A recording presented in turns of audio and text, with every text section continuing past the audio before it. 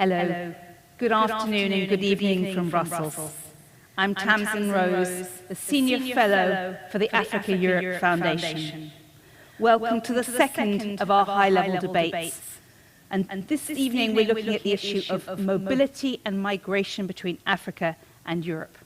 To just frame the debate, I'll be giving you a few statistics, but before I do that, let me give you some key technical information. This evening's activities will have interpretation, and you can choose to listen in French or in English. And you will find at the bottom of your screen an option to choose the language that you want to listen to. For those of you on social media, please use the hashtags Talking Africa Europe and Reimagine Africa Europe.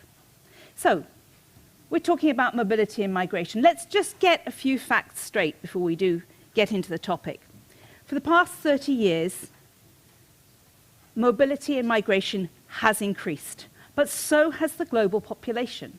So the number of people who've actually moved has increased only fractionally from 2.9% to 3.6% of the global population. That means the vast majority of people stay at home. We're also showing for you some facts and figures here on the screen to show that African migrants are not overwhelming Europe. There are only a small proportion of people who come to Europe. And in fact, there are more Europeans who've left their home country to live in another country than Africans. And I'm one of them. I have worked in 3 different European countries where my qualifications was accepted and I had the right, thanks to the European Union, to live and work. So there are more people in Europe who've taken up that opportunity. And it's clearly been promoted as an opportunity to learn abroad, to work abroad, to be part of our economic development. But attitudes in Europe and Africa are quite different. And here we have on the slide, we're showing you that 8 of the least accepting countries of migration are in Europe. But amongst the most accepting, they are in Africa. And African migrants are only 12.5% of all migrants in Europe. So clearly there is a difference between the perception of the problem and the reality in terms of numbers. And these are some of the issues that we're going to be talking about. The other area to bear in mind is that most migration into Europe from Africa is regular migration. This is migration that is managed, that is processed, that's happening legally, and the people who come are participating in our economies. And 2 years into the pandemic, it's very clear that our health and our welfare and our social services would be lost without them, because migrants form a large proportion of people who are working in our health and care services. So this just gives us a little background and context to the debate. And now I'm delighted to pass the floor to Mo Ibrahim, who is the co-founder of the Africa-Europe Foundation, as well as the chair and co-founder of the Mo Ibrahim Foundation. And he will introduce today's debate. Mo, the floor is yours.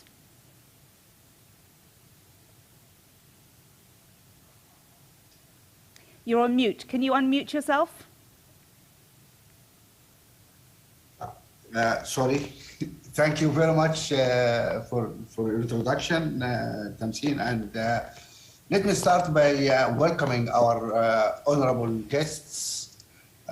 We are delighted to have here today President Kagame of Rwanda and Prime Minister Kyriakos Mitsotakis, Prime Minister of Greece, as well as the Moroccan Foreign Minister, Mr.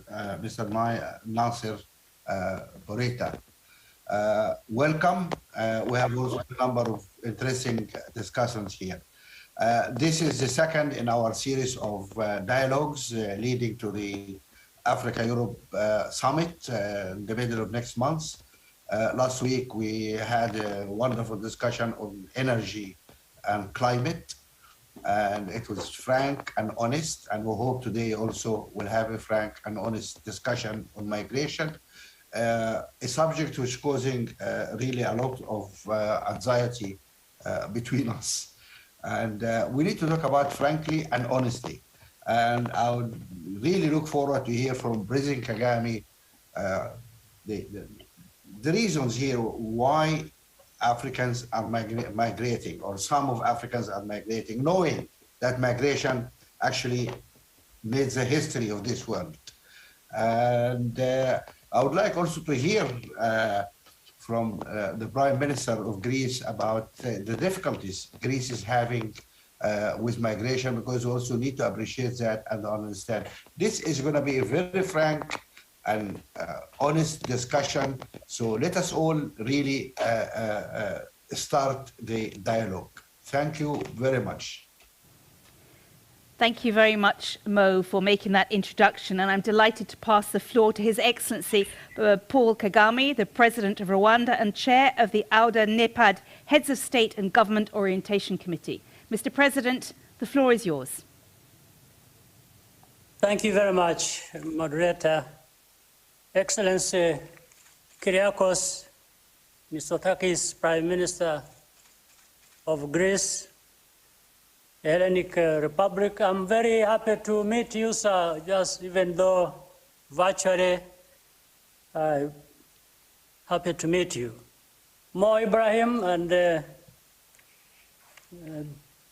co-founder of the Africa Europe Foundation, distinguished participants.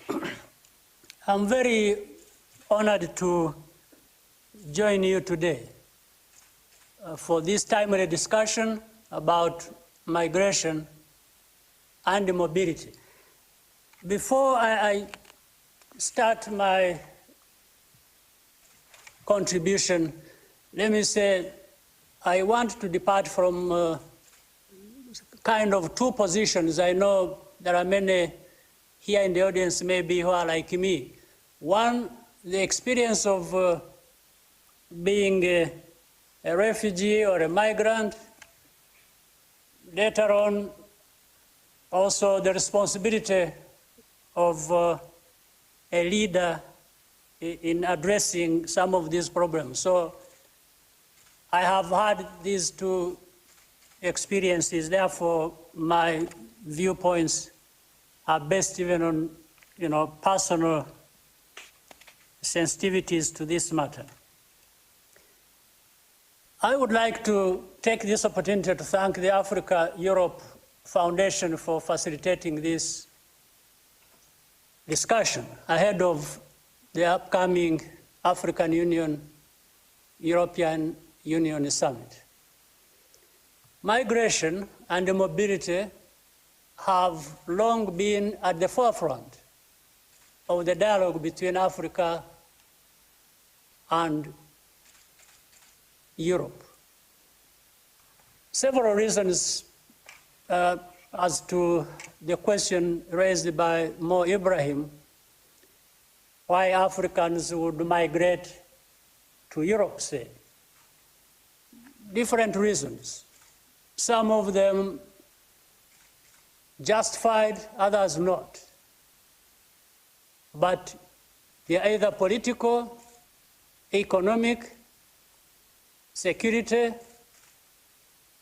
all that wrapped up on matters of governance. In fact, if Africans, first of all, would be comfortable staying at home in their own countries, and at the same time allowed to move from one country to another, then some of these problems would be reduced to the most minimum. But the terms of the debate are broken.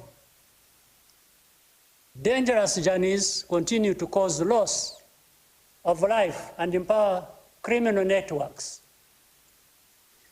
We need new thinking and actually action to give us the results we want. To make progress, we must correctly diagnose the root cause of migration. The most important driver is the imbalance in human capital opportunities between our continents, that is between, say, Europe and Africa. Access to skills, training, healthcare, and decent work may be unavailable on the return on a person's capabilities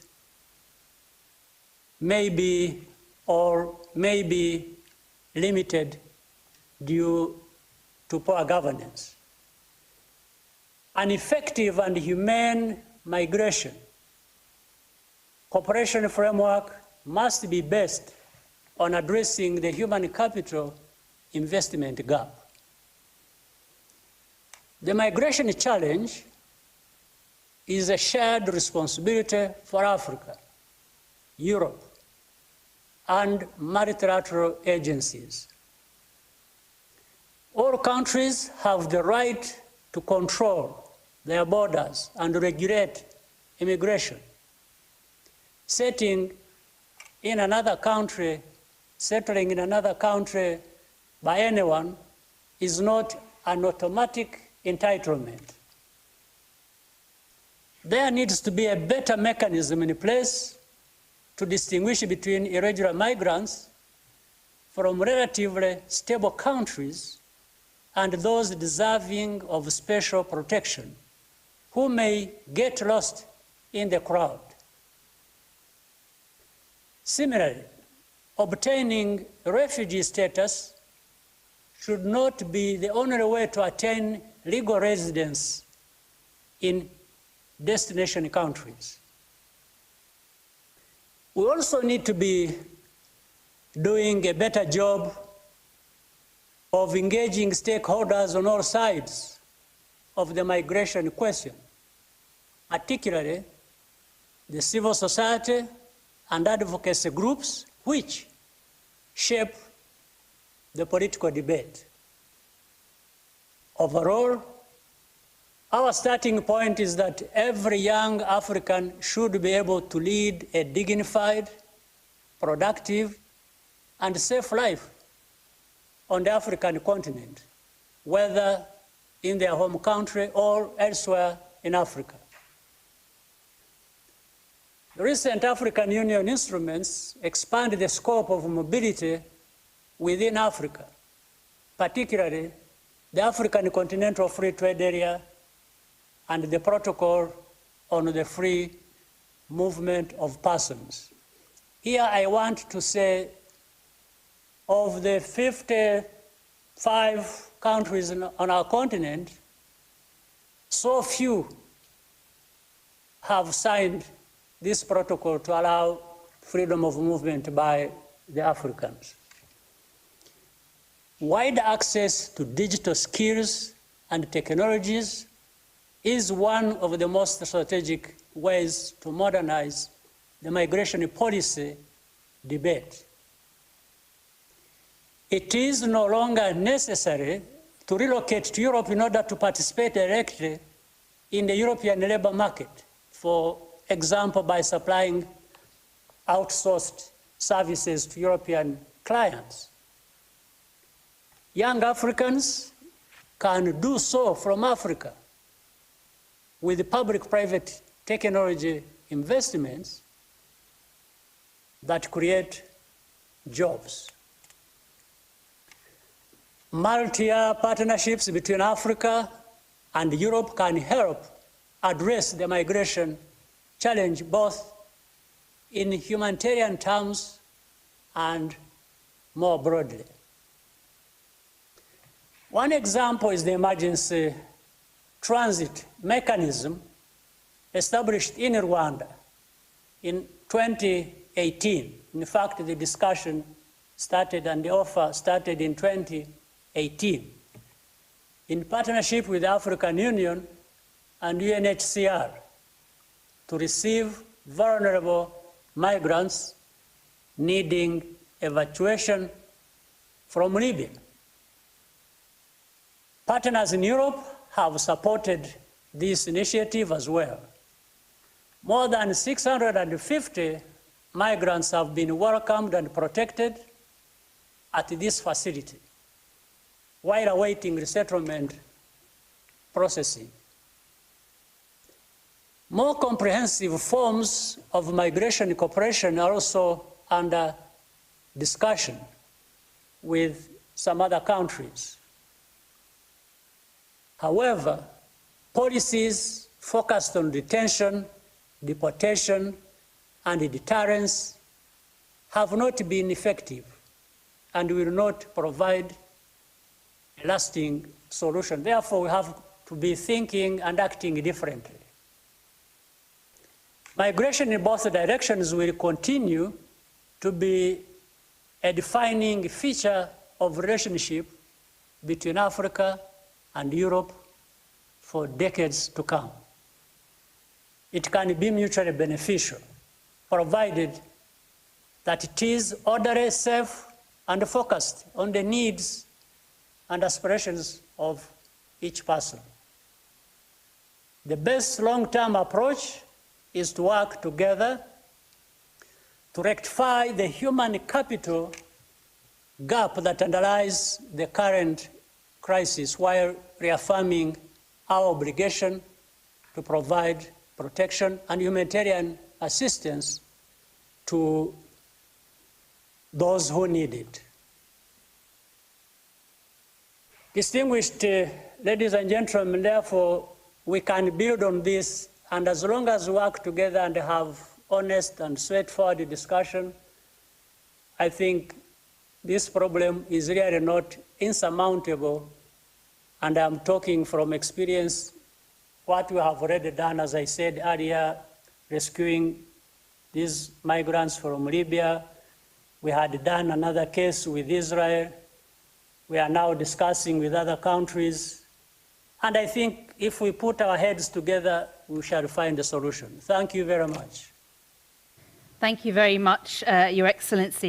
You gave us some really useful insight to understand the perspective, and also made it very clear that the three key drivers of migration, which was the question that Mo posed, why are young Africans leaving? They're linked to governance, and these are areas that need to be addressed around political, economic, and security reasons that they leave. But also you highlighted for us this gap, the human capital investment gap. That is an area that we need to look at clearly in our partnership. Let me invite from the other perspective, from a perspective that is receiving and on the other end of a wave of migration, the Prime Minister of Greece, His Excellency Kyriakos Mitsotakis. The floor is yours. Thank you. Thank you very much, and good afternoon from an unusually cold and snowy Athens. It's a privilege to be able to address this very selected group of participants and exchange views on the dynamic relationship between Europe and Africa. All the more so given that today we are engaging on the important and complex topic of mobility and migration. And thank you, President Kagame, for your very insightful and I think useful comments. And I take a great interest in being able to foster this honest dialogue between African and European countries, because at the end of the day, this problem can only be resolved if we honestly listen to each other's concerns and grievances and try to find mutually acceptable solutions. We are a direct neighbor of Africa. We're connected to, rather than separated from it through our common sea, the Mediterranean.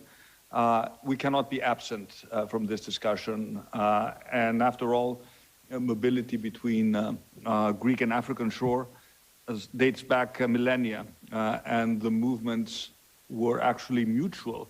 Not so long ago, many Greeks have pursued a better future in Africa, not just in the north of the continent, but also in sub-Saharan Africa, and their traces are still there without the scars of the colonial past left by many other countries.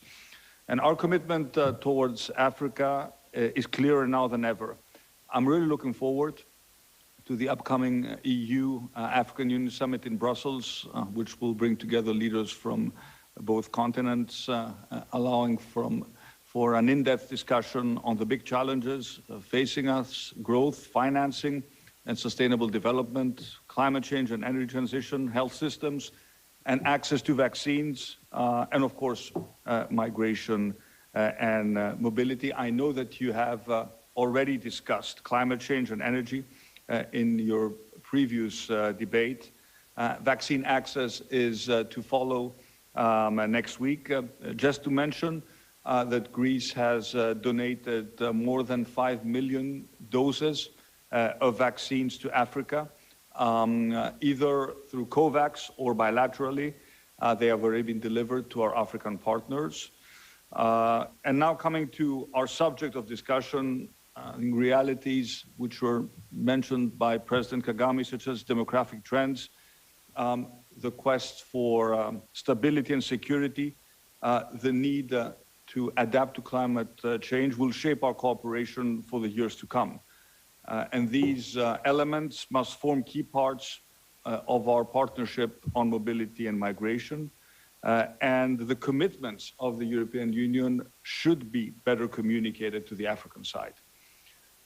As you pointed out, President Kagame, well-managed migration can have a positive impact for all our societies. But this presupposes our honest commitment to the fight against irregular migration and trafficking in human beings, with particular emphasis on addressing the destructive role of criminal networks. Dangerous attempts to cross the Mediterranean continue, causing tragic loss of life and unfortunately sustaining the business models of exploitive gangs. You all know that Greece, a country of first entry to the EU, has been at the forefront of the efforts to combat these criminal networks, which thrive, unfortunately, at the expense of human suffering, and in many cases, human lives. Unfortunately, in Greece, we were also confronted with the practice of a neighboring country to instrumentalize the aspirations of desperate people trying to flee poverty in pursuit of its own political agenda vis-à-vis Greece and the EU. And I think we need to be very, very clear here, both European and African countries, that we need to condemn in the strongest possible words any attempt to use migrants for geopolitical purposes. It is a practice that unfortunately has happened. It is completely unacceptable. With the support of our partners, and despite the huge burden on our economy and our society, we have made significant progress. We have done so while being clear about our respect for international obligations and the fundamental rights of people trying to cross our borders, which are also the borders of the European Union. We have saved thousands of people at sea, and our Coast Guard has done a remarkable job in terms of search and rescue and really trying to save people who have found themselves in desperate situations. This summer, while we were still trying to cope with continuous flows, Greece was present when called to play its part in welcoming hundreds of Afghan refugees, primarily women, after the country was taken over by the Taliban. The current situation of people, often desperate and highly vulnerable, attempting dangerous crossings of the Mediterranean, has to stop. And the only viable way is to achieve this by meaningful action on three fronts. The first is that, as was also pointed out by President Kagame, the EU can and should offer legal migration and more opportunities. If you look at a country such as Greece, and if we discuss the characteristics of our labor market, the shortage and supply of skills, you will realize, President Kagame, that at present there is a shortage, for example, of agricultural workers in Greece. Big shortage. This need was covered in the past by migrants who came from the Balkan countries. There is less interest now in people traveling from the north to the south to work in our fields. Why not put in place organized programs that will bring workers from Africa to serve this need that we clearly have? It could be a win-win solution, but it would again be a program of organized migration. The second aspect of our strategy is we need to focus on effective border protection, combating criminal networks of traffickers, and better migration management. This is something that we have done. and I think it is important that it was also recognized by President Kagame that countries have the right to protect their borders. And this is what we have done, both in our land border and in our sea border. But at the same time, we also have African countries a lot to offer, especially through capacity building. Of course, African countries need and should be open to cooperate more constructively. And I attach particular importance to this issue on the issue of returns of persons that do not have the right to reside in European territory, those who are not fleeing war and persecution, those who are not allowed asylum status. They need to be encouraged and facilitated to return to their home countries. And we need your cooperation. We need the cooperation of African countries in order to make this happen. And third, of course, we need to address the underlying causes that encourage people to flee their homeland. Of course, I think it was mentioned by President Kagame what these are. And of course, different African countries have different vulnerabilities and different issues. Other countries face internal upheavals, armed conflicts, protracted violence, transnational organized crime, humanitarian crisis due to natural and man-made disasters, insecurity, or a combination of all these factors. The current situation in Burkina Faso is just a reminder if we needed one. So I think our action needs to be tailor-made. Some African states host already a substantial number of migrants, refugees, and forcibly displaced persons, and therefore face significant challenges. Sub-Saharan Africa hosts more than a quarter of the world's refugee population. And support of reception and asylum systems of these countries, as well as development of sustainable approaches for hosting refugees is indispensable. Demography is an important factor that will shape our future actions in Africa. We need to reassure to the greatest extent possible that younger African generations have a reason and the necessary resources to stay in their home countries. And I say that again in the context of also fully recognizing the need to give sufficient opportunities for legal migration, both for studies and work, including high-skilled personnel, without creating a brain drain. And I took particular notice of what was mentioned by President Kagame, that one could envision work opportunities, remote work opportunities in Africa for highly talented young Africans on behalf of European employees. This seems to me a very interesting avenue we need to further explore. And of course, just to conclude, and I took note of the point made by our moderator that at the end of the day, only a small number of the African population is engaged in migration. That may be true in absolute numbers, but for the countries of first entry into the European Union, even that small number can be completely overwhelming when we have to deal with massive waves of refugees and migrants arriving on our shores. So I think that if we take action on the three fronts that I've outlined, the EU offering legal migration opportunities, effective border protection to really tackle, to eradicate, to eliminate the criminal trafficking gangs, to break down their business model, and action to address the underlying drivers behind people feeling they must leave their homeland, that would seem to me to be a reasonable and well-balanced approach to address this challenge. And again, I very much welcome the opportunity that we will have when we will meet in person to have an honest discussion between Africa and the European Union, but this will also give us the opportunity to establish bilateral relations between European countries and African countries, and to explore avenues of possible cooperation. This problem will not be resolved unless we engage with our African partners in an honest, equal, and mutual beneficial partnership to make end meets.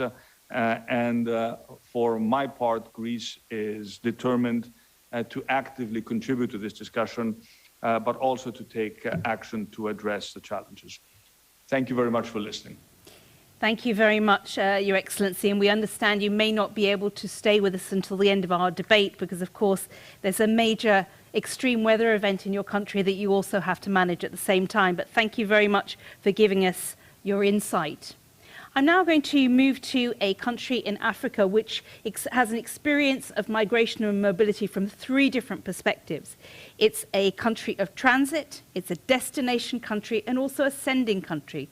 So I'm delighted to introduce from Morocco, Mr. Nasser Bourita, the Moroccan Minister for Foreign Affairs, African Cooperation, and the Moroccan expatriates. Would you like to share, please, Mr. Minister, your experience of Morocco in these 3 different perspectives? Bonjour, chère madame. Good evening, madam. Let me first apologize for the Minister Nasser Bourita, who could not attend this meeting this evening. He apologizes because he had to leave the ministry a couple of minutes ago because of a last-minute constraint. He therefore asked me to share some reflections with you. Mr. President, Mr. Prime Minister, Excellencies, ladies and gentlemen, the Africa-Europe Foundation was right in picking up migration as a theme to address the EU-Africa partnership. Since the 5th EU-AU summit in 2017, the world has been faced with never-experienced challenges. The pandemic has created a paradox in terms of migration. On the one hand, pandemic has disproportionately affected Europe. On the other hand, migrants had a positive and even decisive impact both for the host countries and for the origin countries. The pandemic has shown another reality. Sudden migrants account for 1/3 of the workers in the health sector, an essential sector in Europe. I wanted to thank you for inviting my country to share its experience on migration. And this choice is rightful in several ways. King Mohammed VI has taken the lead in having a unified African countries on migration, which is enshrined in the African Migration Agenda, and also contributed to the creation of the African Migration Observatory that was opened December 18, 2020 in Rabat.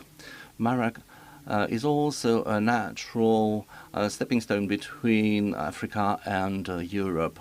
Thirdly, Maroc has an experience because it has gone through various transformation of migration as a transit destination and origin country. The observatory, which is led by His Majesty the King, is having an introspective, an inward-looking approach of migration, which has enabled to regularize thousands of migrants.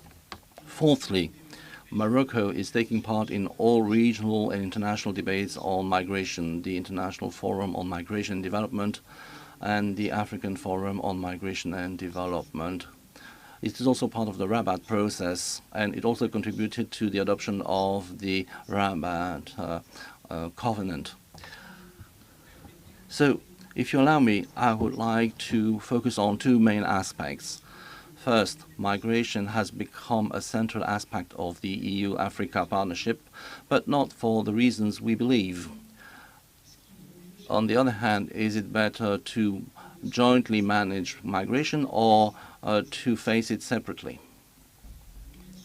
Migration has become a key element of the Africa-Europe partnership.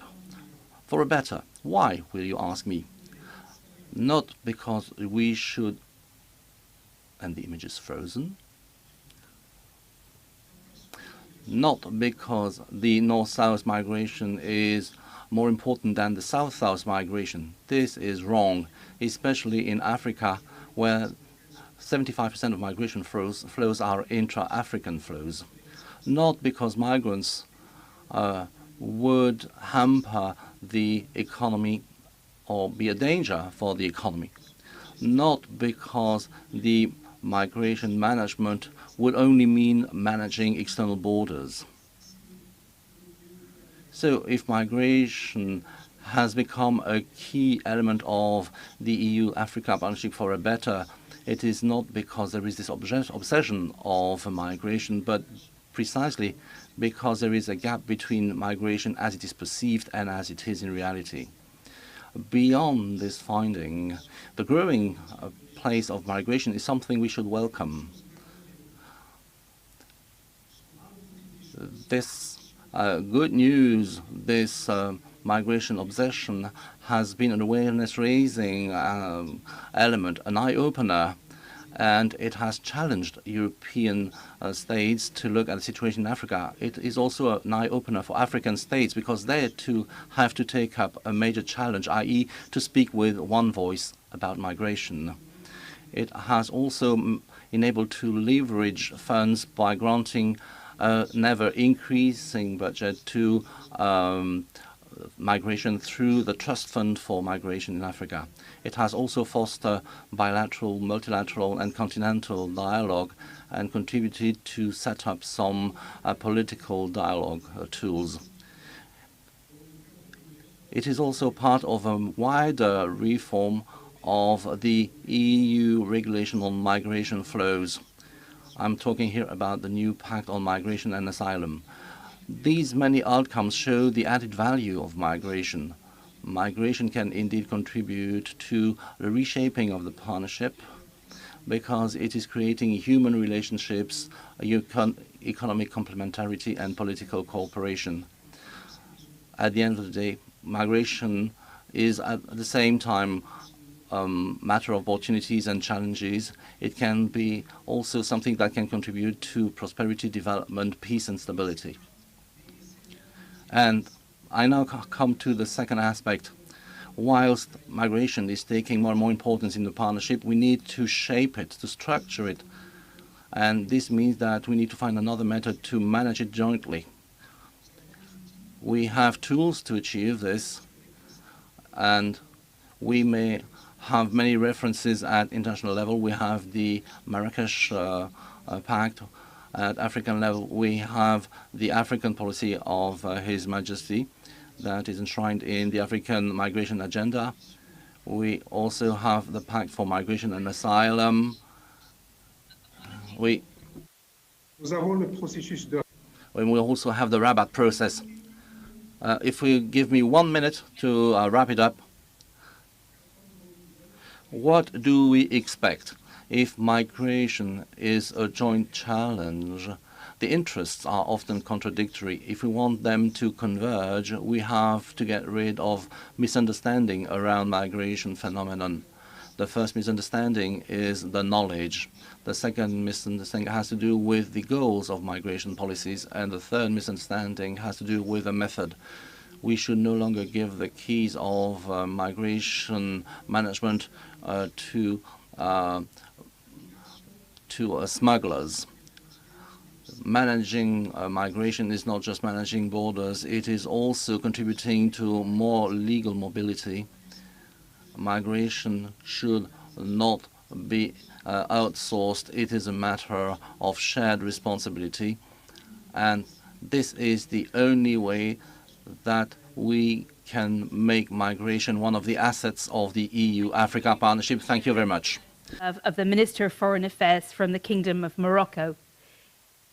Let's again now look at some of the issues that have been raised, where we've had very strongly the importance of economic development and how for young people this is absolutely key. And we've talked about this gap in investment in human capital. So let's see a few figures that give us that in perspective. So looking at the lack of relevant job prospects for Africa's fast-growing youth population, and here we can see that although there has been economic growth on the continent in the last 10 years, it hasn't been mirrored in a growth in jobs. And for young people, their greatest concern, it's the biggest problem that they want their governments to address, is tackling unemployment, making sure they have the economic opportunity. Now, our political speakers have made the point that if there are no routes for legal migration, you get mixed together both the people who need refugee status and need safety with people who are looking for economic opportunities. And we need to find a way of providing those at home. So now let's explore the issue of geographical mobility. I referred to the fact that I am one of the generation Europe that moved and lived in other countries, and this was supported, endorsed, and encouraged by the European Union through the Erasmus program, which supported millions to go and learn, and other opportunities. But looking in Africa, there is a protocol on free movement of persons, but His Excellency President Kagame has mentioned that not enough countries have actually signed it. In fact, only 4 countries have ratified it.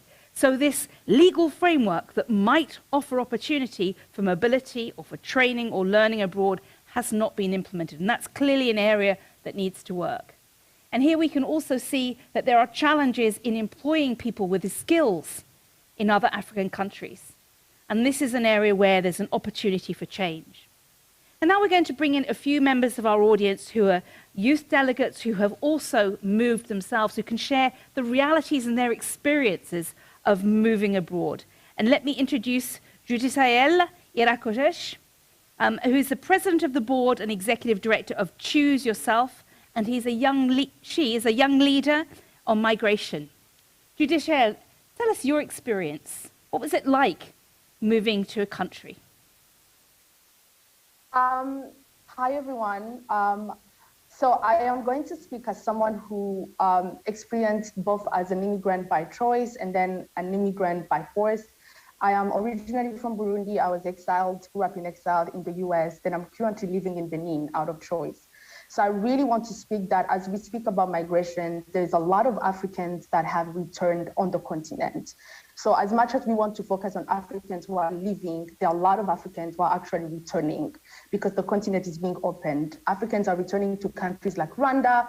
Africans are returning to countries like Benin, who have opened their borders, who have made it Pan-African decisions for Africans to come back home. As a member of the civil society, I want to speak about 3 important things that I feel like leaders who are here should consider. There's a political imbalance between Africa and Europe migration, because when Africans migrate, human rights are violated at every level. And that has been documented. There's a lot of human rights that are violated when Africans are crossing the ocean, dying to be able to enter Europe. There's a lot of human rights that are violated with how they survive in trying to get legal status in Europe. Then when Europeans come into Africa, most of their human rights are still sustained because of the quite of political imbalance between the 2 countries. Then I want to speak about the gender reality that exists when migration happens. We have spoken about migration, but one of the factual facts is that we cannot stop migration. People are always going to be on the move, either we want it or not. But the question is, how do we manage it? How do we make sure that no human rights are violated? How do we make sure that people actually are not forced to leave, that when they do leave, it's out of a choice? Then I would ask leaders who are here to always create gender responsive actions, to always think that when migration happens, as human rights are being violated, it's the minorities that are losing the rights. I work with refugees in Nakivale refugee settlement in Uganda. Most of the refugees we work with are Burundians, Rwandans, Congolese, and some from Somalia and Sudan. When you think on the steps they will go to be able to get out of the refugee camp to a European country, because countries like Uganda have not incorporated very easy ways of integrating refugees into the host countries. But now we have countries like Rwanda who actually have very easy integration solutions. When refugees come into their country, they're easy to get a job, they're easy to actually get a residency, they're easy to create businesses, and we have such success stories. So as we speak about all of this, we need to also realize how migrations are affecting the gender inequality in our world today. The last point that I wanted to speak is Mo Ibrahim spoke about how can we keep Africans on the continent. There is the media that is not helping. The media is always portraying on how Africans are dying on the ocean, which is quite clearly not true at all, because intra-African migration makes the majority of migration on our continent. Before I ever thought of migrating to the US, I had already crossed Rwanda, I had already been to Uganda, I had already been to Congo. The average African will cross to the next African country before they even get an opportunity to get to Europe. So we need the media to be telling the real stories, the stories of Africans who are actually moving within the continent. Then we need leaders like President Kagame, who's here, to push his fellow leaders to sign that free movement that we need, because it's actually ridiculous today that an African to enter another African country, they will have to pay a visa that is over $200, or they will have to apply for a visa for a month or 3 weeks, or even be denied a visa. Those are the points that I wanted to raise. And then I think for me, one of the reasons that allowed me to return back to Africa, someone who was in the West, was that I found a country that actually allowed me as an African to come back. So we need more of that. So Africans, you young Africans, can feel that the continent actually is their own, that we can build lives here and be part of building our continent. Thank you. Thank you very much for sharing your experience. Yasmin Ouane, can I invite you to share your experience of movement between the continents? Thank you. I mean, my experience is quite interesting because I was born and raised in Europe. I'm Yasmin Ouane, the founder of We Belong, and being half an African descent, but also European from my mother's side, I always felt that identities and matters such as migration shape us as immigrant daughters and descent. Now we have Judika El, the previous speaker, that shared points, very valuable points, especially on human rights and on the lack of human rights when Africans cross Europe and come to Europe. I would start by saying that this is a failure of the European Union policy, and moving forward, we need to assess these failures. We have a Prime Minister of Greece that shared his concern about some countries using this migration bordering countries, but it's actually countries that the European Union did agreements with. And I can also mention Italy, which is the country where I was born, who did an agreement with Libya, a very unstable country, and this facilitates smuggling and human trafficking hugely because there is just no stable entity or government that is actually protecting these migrants when they arrive to Libya and then they come to Italy.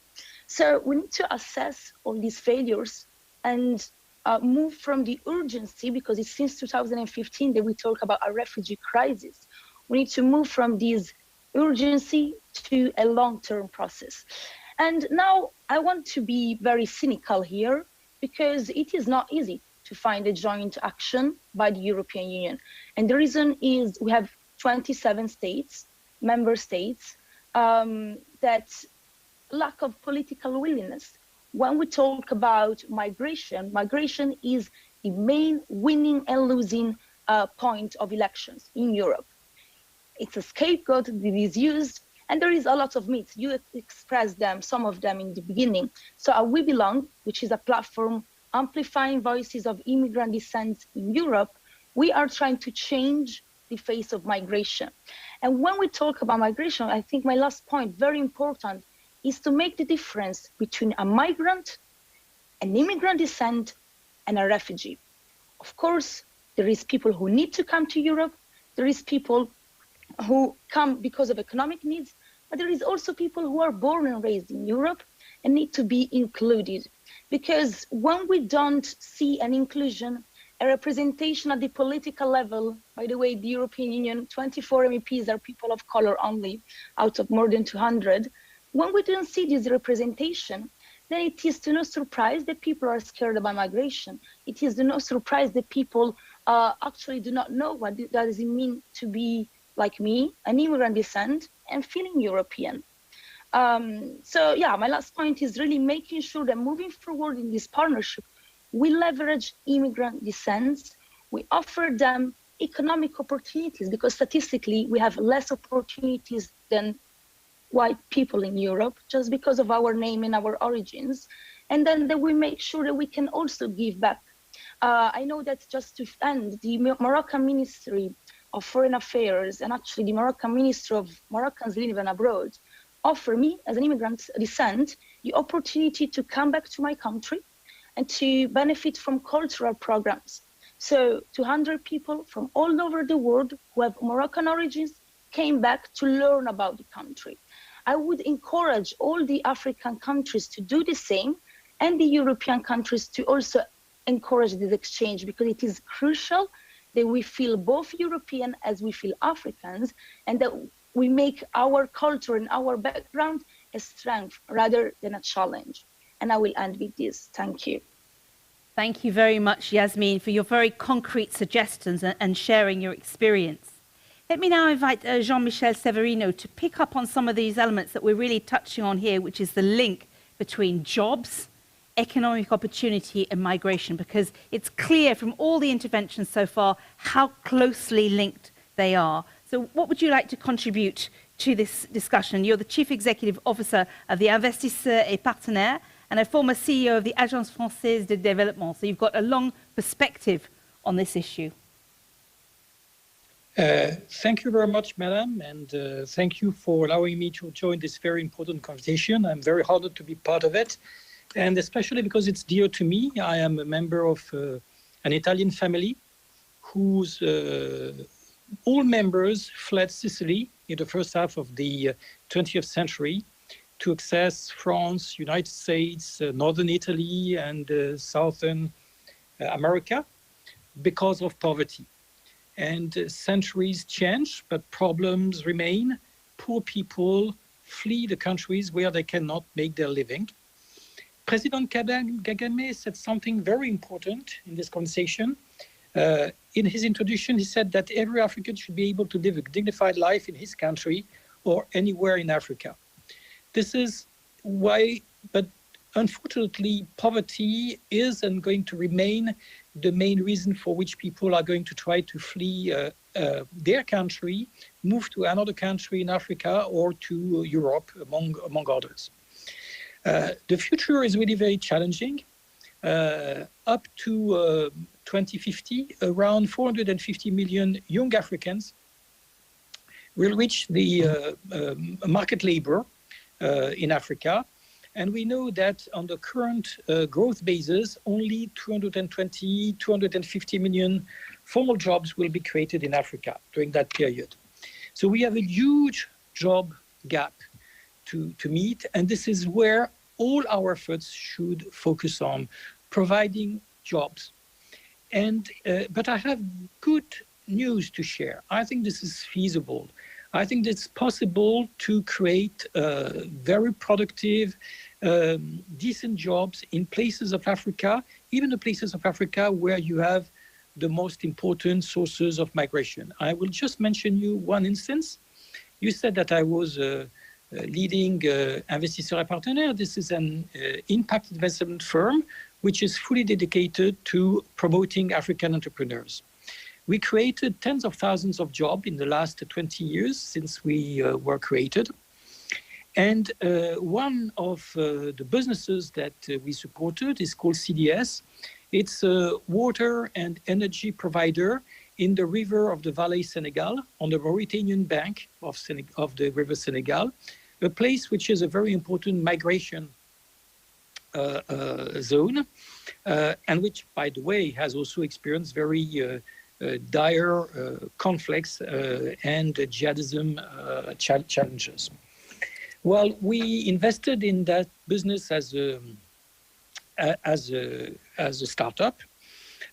Over the years, it has provided hundreds of jobs in the valley of the river Senegal, providing access to its clients to water and solar energy, and enhancing agricultural activity as well as learning activities, skills building, and improving conditions, living conditions in this very remote and very poor place. Impact on migration has been real because people have found more and more opportunities to earn their living in a decent way in this region, either directly or indirectly, as a direct or indirect impact of this type of activity. This activity has been created by an African entrepreneur, a Mauritanian entrepreneur. It's fully Mauritanian. And over the years, we have sold our share in this business to important investors who are there to help Sidi Khalifou, the CEO of this business, grow again and deepen its impact. This can be replicated all over Africa. Entrepreneurship in Africa is just an incredible trend, very thriving dimension of the African society. But African entrepreneurs need also much more access to finance, much more capacity building support. This can be provided to them in what are relatively small numbers where compared to the amounts of the overall ODA or the foreign direct investment. But yet it's not money that will bring returns that are commensurate with what the private sector can ask. So coalition of private investors, public donors, public investors such as the development finance institutions should come and allow money to flow much more directly to this very vibrant part of the civil society. They will invent the economic models, and they already invent the economic models that that will make Africa much more prosperous. They will create the tens, hundreds of thousands of jobs that even the big companies cannot allow to be the creation. And they will also provide and invent the services that will themselves solve migrations. President Kagame also mentioned this idea of having locally based companies providing talents and workforce for Africa. They already exist. Some of those African entrepreneurs have created that. I'm mentioning, for instance, a company called Talenteum, which is also a startup, but growing fast, which is exactly doing that. Excellent. And we'll see over the years much more of those happening. So let's focus on that. Let's focus on providing and creating the jobs. And over the long term, we'll find the solutions to those very challenging migration patterns. Thank you very much, Jean-Michel, for sharing some of these very concrete examples of investments that have had a real impact. Let me now invite Papa Amadou Sarr, the Minister and General Delegate for Entrepreneurship from the Republic of Senegal. We just heard a few examples there of how investments have managed to create enterprises that have generated jobs. What would you like to share from this perspective of the Republic of Senegal?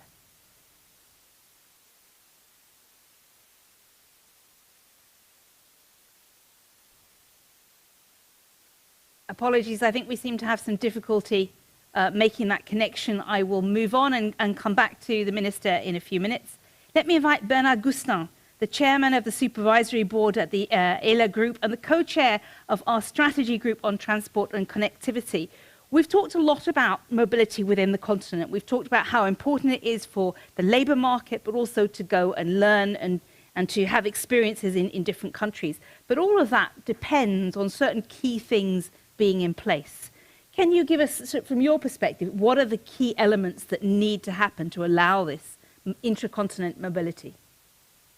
Yes, well, thank you very much first for inviting me to this prestigious meeting. I'm very honored to be there. I would like to rebound on a sentence that was given by His Excellency President Kagame, who said that every young African should be comfortable staying at home, but also having the possibility to freely and easily move from one country to another within the continent. And I think we talked a lot about migration. I would like to have a word about mobility. Of course, I'm the former executive on an airline, so I'm a bit used to that. But I think what really struck me when I was traveling to Africa is really this difficulty, not only from an administrative point of view, but also from a travel mode point of view, to move from one country to another. We took the example of Europe, and you know, Europe was rather separated years ago. And when you see the impact of some transport channels, like high-speed train, like low-cost carriers and so on, have made that people can move so easily from one country to another. we know that the capacity from people to move from one country to another, the capacity for goods to be moving from one country to another is the basis of economic welfare. And I think this is really one of the topics where when people will have the capacity to get jobs, not only in their own country, but also to move and to do business in neighboring countries without all the difficulties of moving that exist today within the continent, that will create a certain level of economic welfare, that will create this paradigm that President Kagame was very well summarizing, meaning that people will be willing will be comfortable to stay in their country because there will be jobs, because there will be opportunities. But on the other hand, while being comfortable to be in their country, they will be extremely happy to move from one country to another, to be able to move, to live in another country, but also to be able to have a job in another country, to invest in another country, to meet customers, to meet suppliers. And so this is really an area where I think there is a lot of job to be done. And we are coming to one of the topics we touched base in our different work streams within the Africa-Europe Foundation is the infrastructure. And that you talk about energy, that you talk about mobility, there is really a gap of infrastructure that needs to be managed. And this gap of infrastructure, of course, requires financing. And I will let you know that one of my biggest frustration is that working with a lot of private equity funds and pension funds, there has never been so much money on the market. And it's extremely difficult to orient this money for infrastructure projects in Africa. And I'm convinced that the day that we can turn this into a virtuous circle, where there will be the right regulation, the right governance, but also the right financing, and not only for, specialized public type of authorities financing in so-called developing countries, but really private investor keen to invest because it's in Africa that the growth is happening. Look at the demography, look at the potential, and that they will be ready to basically invest in infrastructure there. When the infrastructure will be developed, the economy will follow, the jobs will follow, and the mobility will follow. And I'm rather sure that that moment we will have a well-wished migration, but that a migration which is not a forced migration, but a willed migration, and that people want to move. And I'm coming from the airline sector. I'm always shocked to see, and happily we have here two countries who are really developing this sector, talking about Morocco and Rwanda today, but to see the disbalance between the two and the difficulties to move from one country to another. We can say the same about rail, because we know that environment is very important, the development of rail, or the development of fluvial transport. So I had a little bit of a word more on mobility than migration, but I think the two are very much linked. Mm-hmm. And it's by promoting mobility that you will have the type of migration you want. And it's certainly not antinomic. Capacity to move from one country to another, administratively, but also physically, is not antinomic to migration. That's the message I wanted to share with you tonight. Thank you very much, Bernard. And I'm delighted we're able to now pass the floor to Minister Papa Amadou Sarr from Senegal, who is the General Delegate for Entrepreneurship. Minister, I think we have the connection with you now. Please go ahead.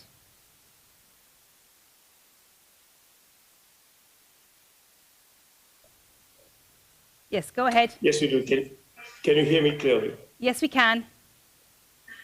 All right. Sorry for this. I was in a meeting with the head of state and the president of the African Development Bank. I just come out of it, and happy to join you on this very important panel and to share some of my views related to the question we're raising today. And in a nutshell, I think, as some of the previous panelists said, come back to what Jean-Michel Severino said, the migration and mobility and entrepreneurship nexus is something that is in the center of what we're doing here at the Rapid Entrepreneurship General Delegation. The head of state, President Macky Sall, created 3 years ago.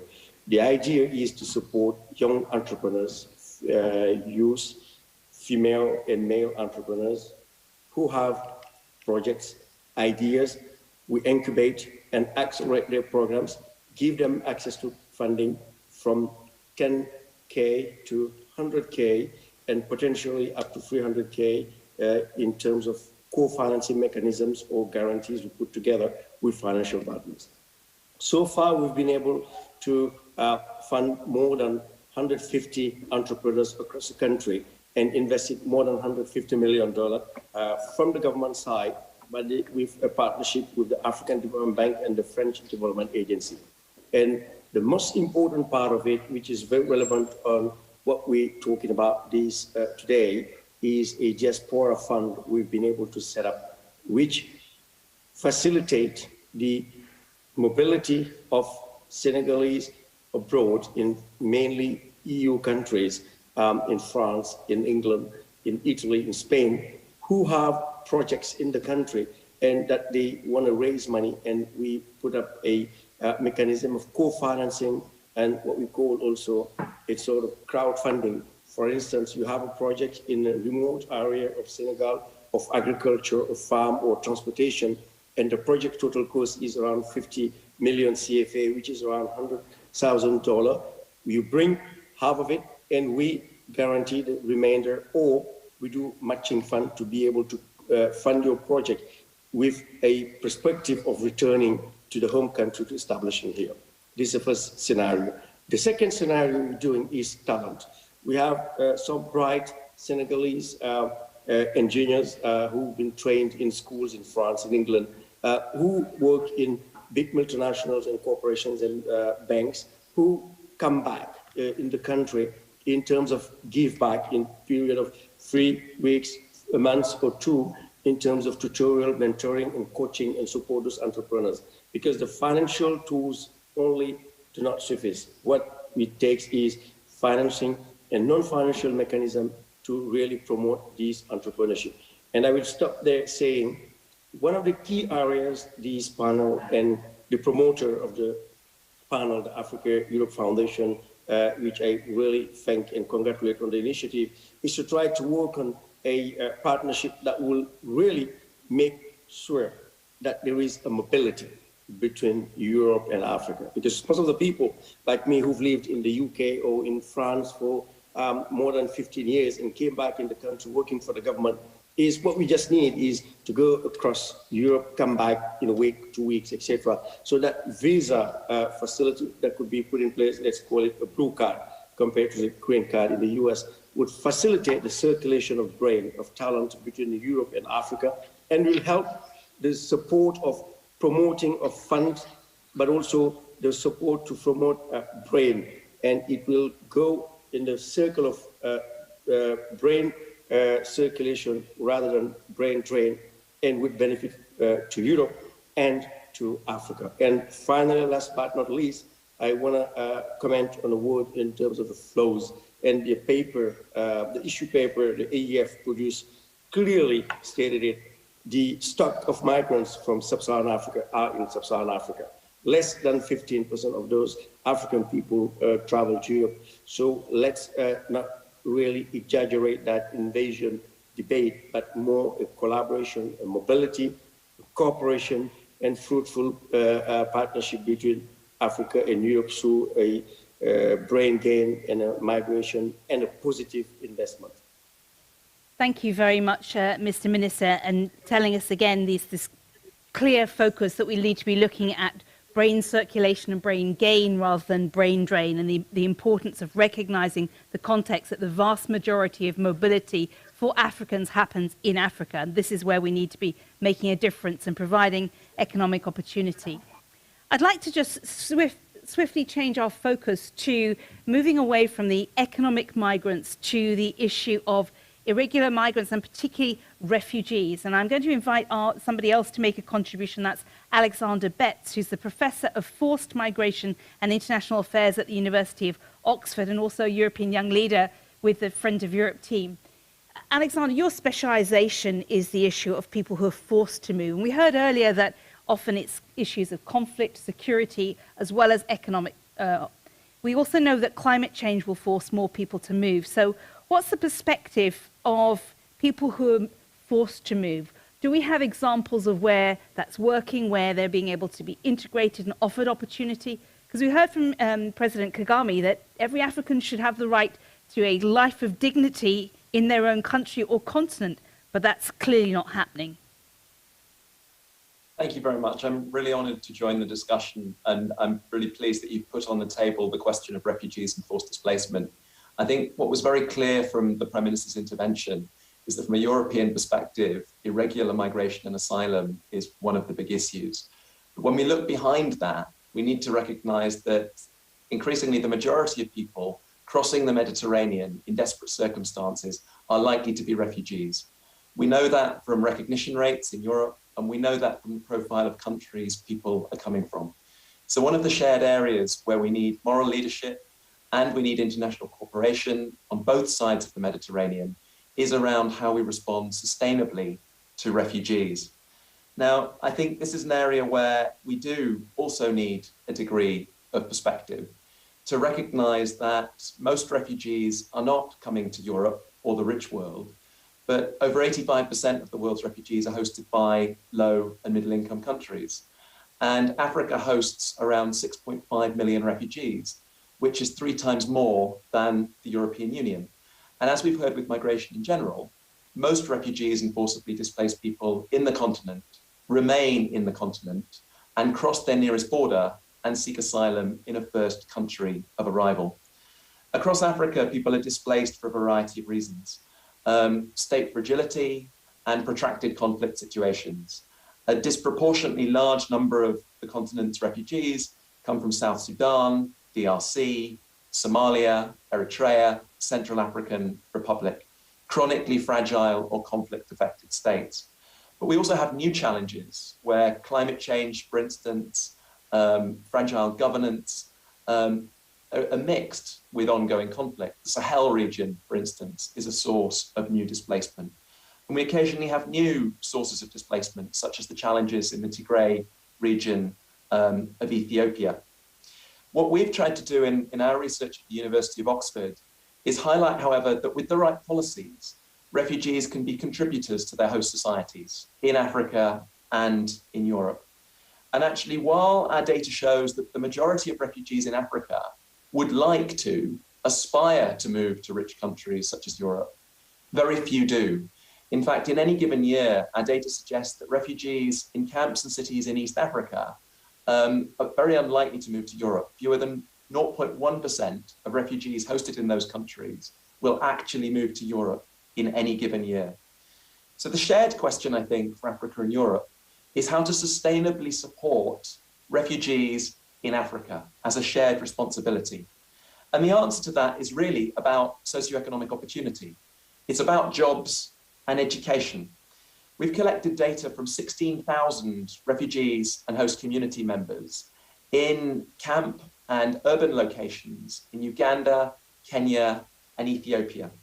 And what we found is the key to improving welfare amongst refugees in terms of income, assets, food security, health, the key to improving social cohesion in terms of the relationship between refugees and host communities, and the key to reducing the aspiration and the actual mobility of people onwards to Europe and elsewhere is jobs and education. Those are the key variables.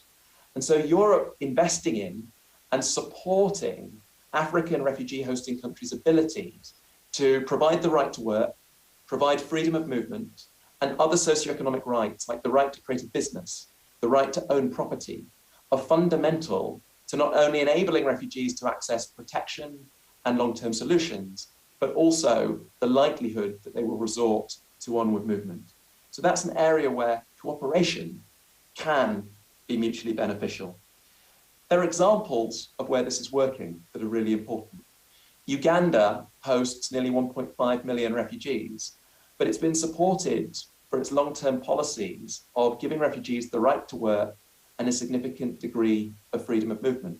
And so it's maintained those policies in ways that are not necessarily perfect, but are far more sustainable than countries that resort to encampment. We've seen Ethiopia adopt really progressive legislation in 2019 through its refugee proclamation, providing legislation that will give refugees eventually the right to work and freedom of movement. It's not fully implemented, but that came about with cooperation with Europe, with a commitment of investment by the European Union, by the World Bank, and by the British government. And one region of Kenya, the Turkana County region, and their governor, Josphat Nanok, have worked with the European Union and the EU Trust Fund to try to provide mutually beneficial opportunities for the local host population, predominantly indigenous Turkana, and for refugees hosted in that region from countries like South Sudan to benefit from integrated development, opportunities to access markets, opportunities to start businesses, opportunities that are shared by refugees and host communities. Right. And so what we need is more of that. We need development aid, we need support for companies and private investment, and bargains that benefit both Europe and Africa. That's the key to sustainable solutions for forcibly displaced people in the continent. Excellent. Thank you very much. And these concrete examples are very useful, and also making the point that this is a shared opportunity and a shared responsibility. But staying on this theme of the human impact and the human cost of migration, and particularly forced migration, let me introduce Patrick Youssef, who's the Director for Africa at the International Committee of the Red Cross. If I could invite you to briefly share your perspective, because obviously your organisation works across the continent.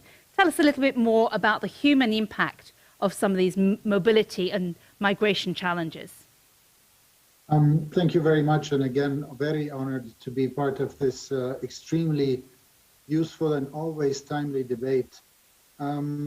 From our perspective, indeed, from the International Committee of the Red Cross, working with the biggest network of volunteers, that is the Red Cross and Red Crescent societies in every country, I think I always try to remind that on the question of migration, one has to be extremely precise on data, on the data analysis bit, but also on being very specific about the contexts and countries or sub-regions where migrants are emerging from. Someone who leaves Pemba today in the north of Mozambique has different drivers than the one leaving Senegal or Dakar.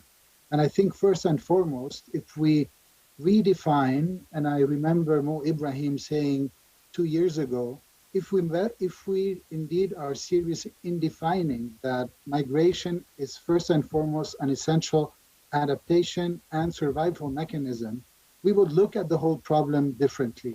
I think today's migration patterns have been made even more necessary due to the different drivers that everyone has mentioned, including His Excellency President Paul Kagame. But I would like to add and build on what Alexander just said on the cumulative impact of armed conflicts, violence, and climate change. And we just have to face that reality in front of us before talking about the symptoms rather than the current reality. Today, there are over 15 to 20 countries in Africa that are living the atrocities of war, and the human toll is simply, quite staggering.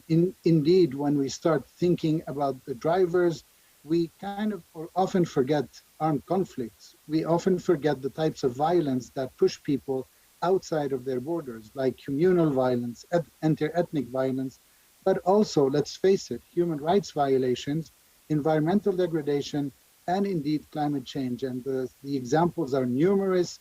If you just take Mali, which hosts 400,000 people on its soil, internally displaced, 100,000 of which have only been displaced in the last 8 months in 2021.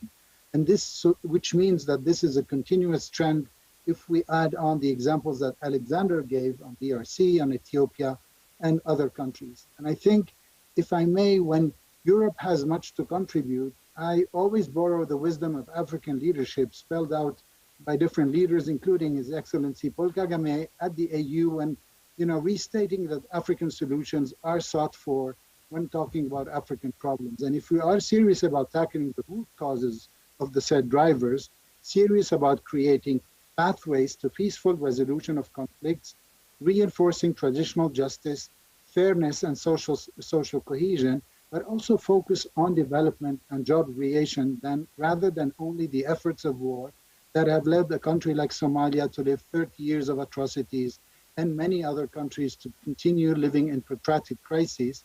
And I think most importantly, the respect for people's lives and livelihoods put in a framework that is either human rights or international law. I think Europe and Africa can charter a roadmap for an optimal reduction of these drivers without pretending that anyone will ever stop migration, as Yasmin has said.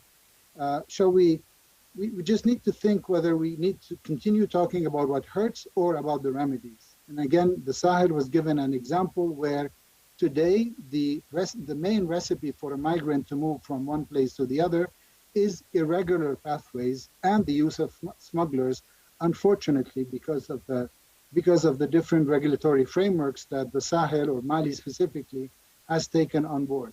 And again, try to avoid extortion is simply an impossible recipe for a migrant that I met in Agadez, who said that he paid the equivalent of 14,000 euros only to get to Niger before reaching the borders of Libya and the Mediterranean. So here, I think, from a human perspective, and trying to voice the concerns of 38 million people, either stranded within their countries, refugees, or taking the road towards the Mediterranean, towards the Gulf countries, I think there is a strong necessity to take immediate steps that should review migration-related laws, the regulations, policies, and practices, but also funding streams along migratory routes for Africa to the EU. And here, what I can only refer to, simply to answer your question, is the humanitarian factor, is the humanitarian and protection concerns for those who are left on both ends. On one side, we do have an Africa that has, in a way, an ability to foster what His Excellency, the Minister from Senegal, has mentioned, create spaces, create opportunities. But at the same time, while doing so, we need to wake up and understand that there are problems occurring for example, missing migrants who themselves, but also their families, are left in limbo for years and years without having any regulatory platforms to be able to find solutions, leaving organizations like ours struggling to find, to provide an answer to these people. And at the end of the day, I think what we are aiming at is a human perspective related to a human reality that will never change. And that is the migration, that is the movement of populations that I think we need to harness rather than completely block and seal. Back to you. Thank you very much, Patrick. Ugochi Daniels, the Deputy Director General of the International Organization of Migration. We've talked about these, two different big themes in migration. There are the people who are forced to leave and refugees, and they're often mixed up with people who are moving for education, for jobs and mobility. And this is creating problems in politics and also in making sure that we can offer appropriate safety for those who need it, but also economic opportunity for those who are looking for it. From your perspective, how do you see these two different elements of the problem come together? Thank you very much. Let me start off, first of all, by thanking and joining my fellow panelists and thanking the Foundation for inviting IOM to exchange views with such a diverse group of stakeholders on the important pillar of migration and mobility in the Africa-Europe Partnership. IOM attributes great importance to the summit taking place in February. We see it as a key opportunity to strive for a genuine Africa-Europe partnership that is comprehensive, balanced, and rights-based. Many panelists before me have spoken about this. And we view it as essential that this renewed partnership leverages well-governed migration and mobility for development in Africa and Europe. So to this end, priorities for the AU and EU with regard to migration must be addressed in a balanced manner, and the Global Compact for Safe, Orderly, and Regular Migration, known as the GCM, has the potential to inform a renewed African-EU partnership as the first intergovernmentally negotiated agreement covering all dimensions of international migration in a holistic and comprehensive manner. It provides a blueprint for enhanced cooperation, and because it's comprehensive, it actually covers all of the issues that we've been discussing today. And the first International Migration Review Forum in May this year provides the opportunity for states to identify concrete actions that support the AU-EU partnership. During the regional reviews, many states raised the issue of reliable and disaggregated migration data. IOM stresses the importance of ensuring the partnership is anchored in an evidence-based approach backed up by solid data and research. Much has already been said about what the data is actually saying, and increased support to the newly established AU migration centers, Rabat, Mali, and Khartoum, will be key to ensure crucial migration data and research can be harnessed for the AU-EU policy dialogue and future programming. So now I can see I'm conscious of time. So I just want to focus on 3 topics: legal channels, return and reintegration, and mainstreaming migration in the green and digital transitions. Firstly, as most African migration takes place within the continent, a renewed partnership should advance legal pathways by fostering and facilitating intra-African migration and mobility, supporting the advancement of the AU's free movement of persons protocol and the African continental free trade area are critical. And here some inspiration can surely be drawn from the EU's integration process. Considering Europe's role as the main destination for extra-continental African migration, these efforts must go hand in hand with an active role for AU member states in the design of enhanced migration partnerships. IOM considers that the focus on skills-based partnerships should extend to all skill levels. On return and readmission, AU-EU cooperation should continue to promote safe and dignified options for return, with a preference for voluntary return alongside an integrated approach to reintegration. The innovative AU-EU-UN task force, which was set up on the margins of the summit at the margins of the last summit, together with the EU Joint Initiative for Migrant Protection and Reintegration, have highlighted the important contribution of African states to return and reintegration along migration routes. Through this partnership, more than 100,000 migrants have accessed safe and dignified return options, and in countries of origin, reintegration systems have been strengthened, benefiting more than 93,000 migrants and communities. We consider that continued and predictable support through capacity partnerships with African states, including at the local level, will be key to consolidate and capitalize on the important progress so far. Lastly, as green and digital priorities play an important role in a renewed AU-EU partnership, I wish to underline the importance of mainstreaming well-managed migration across these areas.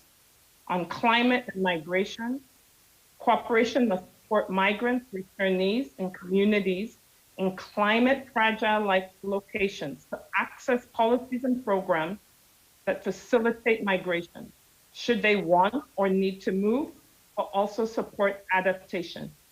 The Africa Climate Mobility Initiative is one innovative example of a broad-based partnership focused on resilience and adaptation measures alongside protection concerns.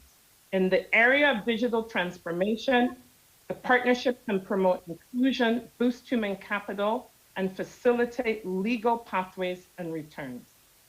As around 542 million African citizens have no legal means of identification, increased access to legal identity through digitalization is an area of shared AU-EU interest. Access to identity is crucial for development and resilience and a prerequisite for regular migration. IOM looks forward to supporting our EU and African member states in the implementation of a renewed partnership that incorporates the developmental benefits of well-managed migration and mobility for all involved. Thank you very much. Thank you very much, Ugochi Daniels, for sharing the perspective and the direction of travel that the International Organization of Migration is putting forward. We're delighted to say that we've had 3 journalists who've been following our conversation, and if they, at this point they'd like to ask a question, I'm going to invite them to do so. So we have Benjamin Fox from Euractiv. We have Rashima Shuka from CNBC Africa and Malik Diawara from Le Point. If you would like to ask a question, now is your moment to do it. So please signal with you by putting your hand up. We'll put it in the chat. Alors, c'est Malik Diawara. Hello. Thank you for all the contributions that have been particularly instructive and interesting. Here is my question. Which are the structural, political, economic, and financial elements required for the purpose of mobility and migration that are part of a framework of co-development between Africa and Europe? Ridima, would you like to ask your question? Then I'll see where I can get responses. Right, thank you so much. I wanted to ask any of the people from the PMs and the presidents who have joined here kindly today. We've spoken a lot about financing development and improving free movement within and outside of Africa. One thing to consider here is that conflict is really not going anywhere for the time being. So like so many of our panelists here mentioned, that it might as well, like Patrick said, tap into this opportunity. One of the things that I see, another person mentioned this, was the mobility between Africa and Europe, how Europeans can often come down to Africa and set up businesses, even employ people who are foreign nationals, and really live a good life here. But the same can't be said about Africans who are looking to move out. So in that respect, what kind of policy change can we see? Because financial investments for development have been happening for several years, and they can't really be said like if they have impacted the numbers of migration, because conflict continues. So I just wonder, how can they look at it from a policy point of view? How can they improve that within Africa also, the free movement of people within Africa, and also from Africa to Europe? Thank you. Thank you very much. And Benjamin, is there a question you'd like to ask? Go ahead. Thank you very much. My question follows on from what Oguchi Daniels has just said. I mean, Europe is currently a fortress that is very difficult to get into, particularly for young Africans. And yet we see, even ahead of what should be a crucial summit in 2 weeks, European leaders still tend to focus on border control while kind of ignoring the demand from African leaders for legal pathways. My question is, do the panelists agree that for the EU and Africa to move forward on migration policy, we're going to need to see clear systems of legal pathways and exchange programs across sectors offered by Europe that will go alongside African commitments on migration control and readmission? They have to go together. And does the political will for this exist? Because it hasn't in the past. Thank you very much. Thank you very much. 3 very interesting questions from our journalists. And I'd like to ask anyone who is on our panel, particularly our different experts, who might like to respond on that. There's clearly questions here about Europe being a fortress and what we need systems of legal pathways, we need exchange. We wanted to know what are the policy changes that have happened, particularly as a result of some of the political decisions. We've also heard what is the infrastructure, what needs to be put in place to make legal pathways. So who from our panel might like to respond on that? I'm just aware that we're almost completely out of time. So Judith, you would like to say something? Please go ahead. And if you could keep your intervention short, that would be great. Thank you so much. I think I will respond to Benjamin Fox's question. I think your question is something that is overdue. That is something that should have been put in place in a long time ago. I think government should have invested in creating structures, mechanisms where Europe and Africa are managing migration together. But now we have all over this conversation understood that the African continent at large is on the losing hand, because whenever Africans are migrating, they're the ones losing human rights. So I feel like it's the African leaders' responsibility to actually bring this mechanism to the table, to involve, to pressure, to demand that Europe invest in making sure that the migration between the countries is equal. that the same way Europeans can move to Africa and have an easy life and have a legal pathway to be okay on the African continent should be the same for Africans migrating. So I'll place that responsibility to African leaders. Thank you so much. Thank you so much. And we've got several members of the panel who want to respond. So can I invite you to keep it to 30 seconds? Alexander, I'm going to bring you in, then Ugochi, Yasmin, and Papa Amadou. Alexander, go ahead. I'll be really brief, but let me connect two of the questions about the political foundations that need to be restructured to enable European-African cooperation. As Benjamin said, it's a difficult political bargain to create because it has to involve cutting across socioeconomic opportunity, legal safe pathways, and readmission and returns. And I think one of my concerns about this area is how we get the right kind of multilateral leadership on the political level.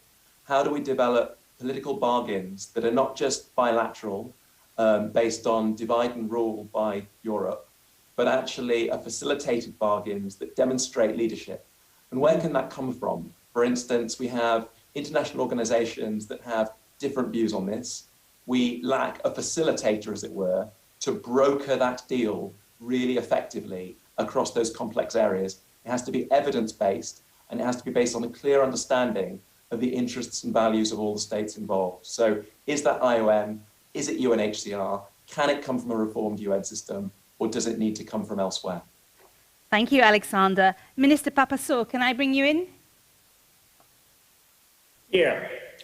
Actually, in a few words, I just want to make sure that, we do not miss the right point. Because as I said early on, as for irregular migration from African continent to Europe, and I'm citing UNDP and IOM, most departures are from Africa, intra-African migration.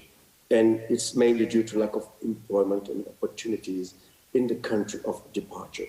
And it is not related to conflicts and other fragility and so on. And I've worked for 5 years at OECD on migration issues and wrote several papers. And what I heard from the ground, from the people, from the migrants who live in foyers, in residences in France, it's clearly what? They want to work, have a decent work, remit home, and go back home. And I worked at some point and wrote a paper at the EU for EU. And what I mainly say is the resources that the EU is putting in Frontex, for instance, some of it, 50 or 40%, if we use to facilitate things related, as I was saying, education, training, capacity, circular migration, it will help control more the flux of people, the flows of people coming to Europe rather than stopping it. That's great, thank you. And we are running out of time, so the people need to speak for 30 seconds. Ugochi, just briefly, what would you like to say? To very quickly respond to Benjamin's question. We've encouraged balance, so balance between EU priorities for return and readmission, but also looking at issues that go to the heart of other states' perspectives, such as enhanced mobility and legal migration channels. The quick answer, if you look at the GCM and all of the objectives, the only way we are going to reduce irregular migration and harness the benefits of regular migration is if we are adopting a comprehensive approach that's covering all of those objectives. And that's certainly what IOM is putting forward. So let me just stop there in the interest of time. Thank you very much. And we are running out of time. And I know a few more panelists had wanted to respond, but can I invite you to put your response in the chat so that our journalists will still have a chance to see it? Let me invite Arantxa Sanchez from the high-level group for the Africa-Europe Foundation to say, would you like to add a contribution here? And bear in mind, we're running out of time, so just 30 seconds after everything you've heard. Thank you very much. I think I would like to point at the importance of changing the order. The order number one should be finding legal pathways for migration. And that's where we should be putting all our efforts. Legal pathways exist. As a foreign minister of Spain, I know they exist because we have them. Spain has them very successfully with Morocco, with Senegal, with Mauritania, with rights for migrants, which is what at the end of the day matters, including portability of their pensions. And if we focus on legal pathways, and if number two, in the next summit, we send a very big signal of investments in skills and entrepreneurship on the side of Africa and the European Union, and we only put as number three the fight against human trafficking, which, by the way, we should also do in partnership, because this is against the dignity of people. I think we have the ingredients, following the good advice we got today from President Kagame and President Mitsotakis. Thank you very much. Thank you very much. I'm going to hand the floor back to Mo Ibrahim to wrap up our conversation. We started at the beginning by putting perspective and understanding the numbers to get the context. We've talked about jobs, the importance of economic opportunity. We've also talked about the need for legal pathways.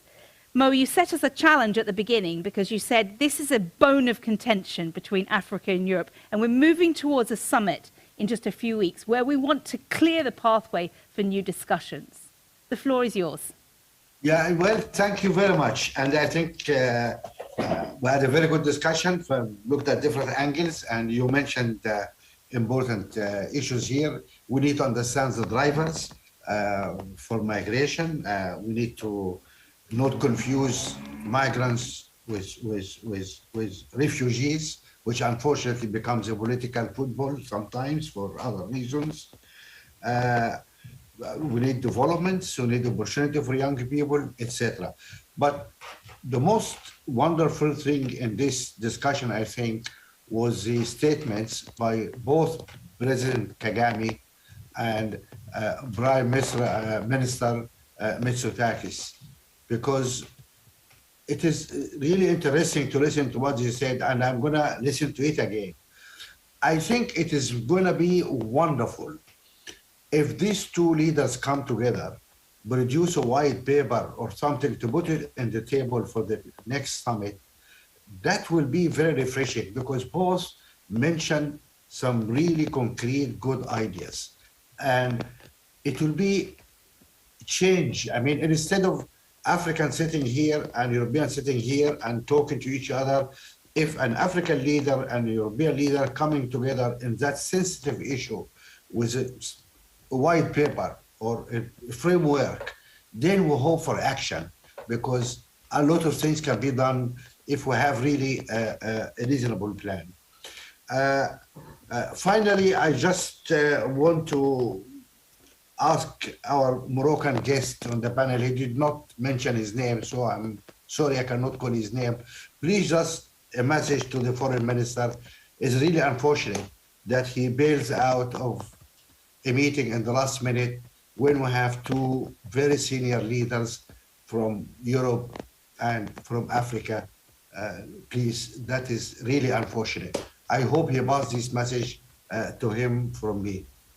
Finally, thank you very much again for a wonderful discussion, and we look forward for next week. We're going to have our third and last discussion before we move on to the actual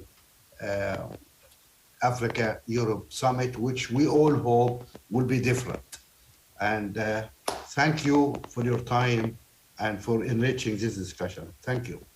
Thank you very much, Mo. And as you say, rendezvous next Thursday at 5 o'clock, so same time, same place. And we're going to be discussing vaccine access and equity in the Africa-Europe partnership. Thank you and goodbye from Brussels.